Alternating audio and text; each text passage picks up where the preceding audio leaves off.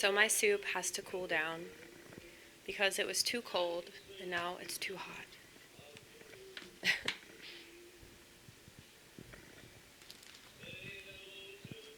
Doesn't that sound like some like Berenstain Bears shit?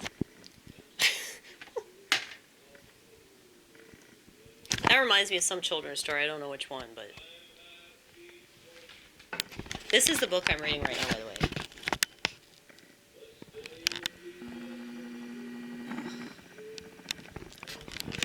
So bad. Yeah, it's all about how like the 90s was like filled with angst and apathy, and how it kind of like set the path of where we are now in the new millennium or whatever. But it's interesting, like his critique of different generations. You know, he's very well read. He's done a lot of research on this stuff, and like I'm always impressed with authors, you know, because they're motivated. You know, they're so motivated. Like I do this kind of stuff, like the stuff that you see. Oh, I need to put that cap back on there. This is why your markers turn to shit, Amy.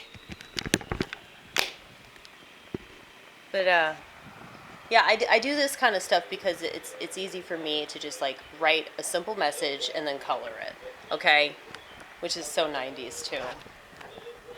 Do you feel the angst? It's definitely not apathy though. What is angst? Is that like anger and anxiety at the same time? I don't know. We should look that up too whenever we go back on the internet.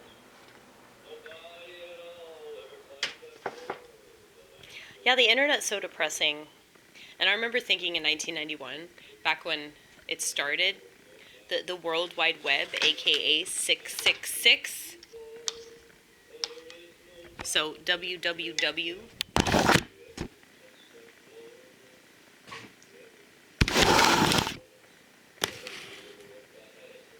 So I was thinking about just that ominous feeling that I had. And like,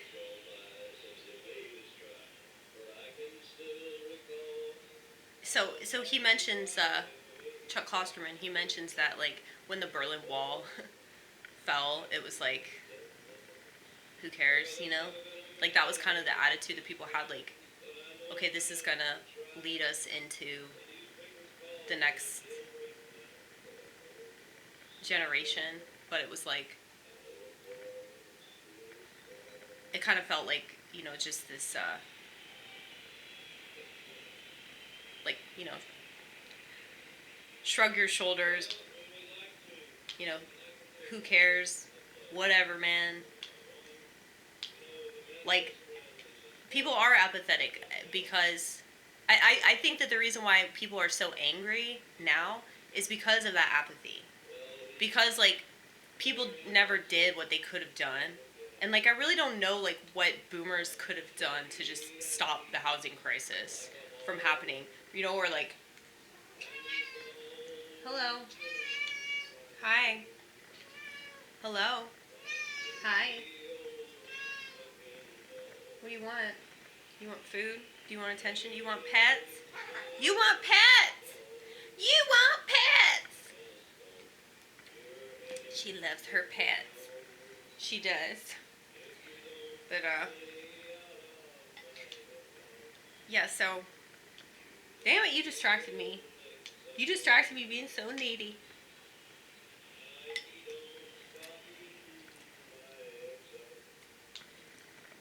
Oh. Apathy-inspired anger. I mean, look at all these kids on SSRIs. There are so many adults that are taking medication, like, long-term. And I think that what that says to me is that they're apathetic about their state of mind. So rather than try to change it themselves, rather than try to, like, alter anything about their environment that could possibly be contributing to their so-called depression, and I'm not saying that they don't have it, what I'm saying is that I think that they're either exaggerating or they're purposely playing the victim so that they can be a victim. And they don't realize that at the time. They might realize that later when they try to get off the medication and they can't because they're actually dependent on it. Much like a real drug that actually gets you high. But,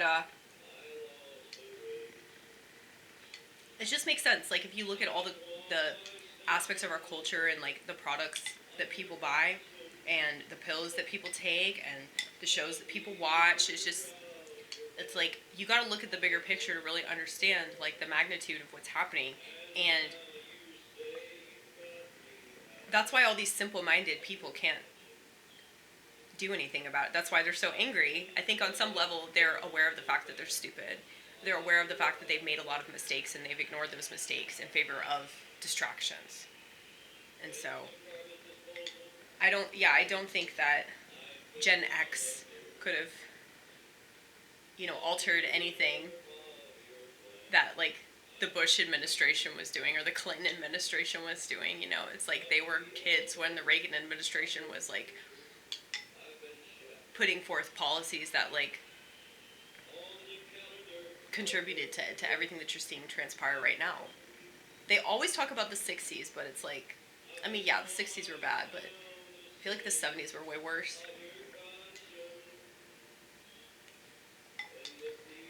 And the 80s was, like, just, like, capitalist central. The 90s were, like, sort of an ambivalent reaction to that. So it was like, yeah, that sucks, but I'm not going to do anything about it, Well, I'm going to do something about the things that I'm passionate about, but I'm going to do something over here. I'm not going to do it in their way. And I really don't want to sell out, I'll tell you that. I really don't want to sell out. I'm really lucky because I ain't starving. But, I still got a place to live, and hopefully I'll have a thing to drive eventually. Still have a job.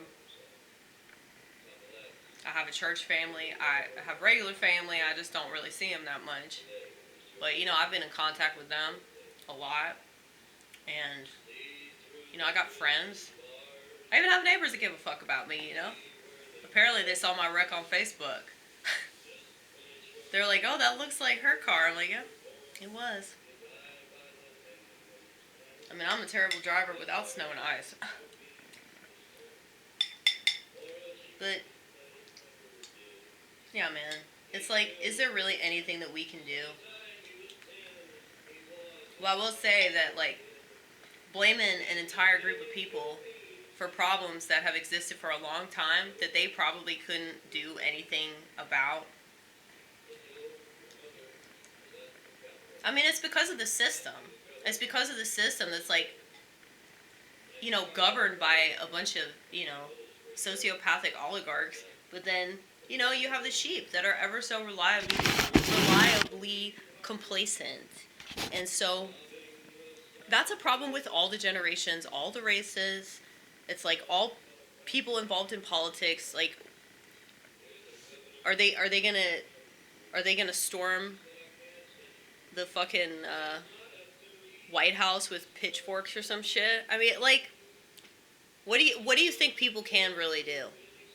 Since they don't want to, like, create an alternative like the Amish community or Mennonites or, like, these breakaway societies, these hippie communes, it's like they had it right.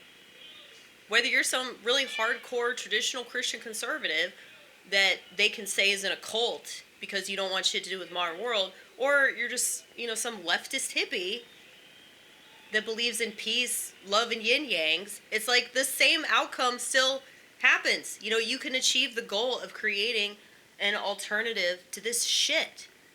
You can create, what is it called? Yeah, a breakaway society. You can create a breakaway society. You can create, like, your own little tribe. But people want to keep trusting people that ain't trustworthy. They want to keep applauding a country. Like, they want to keep, like, paying homage to a country that never paid homage to them. So, obviously, look at the immigration situation. How can you possibly say they pay homage to you? Fuck you. Fuck you, fuck you, fuck you again.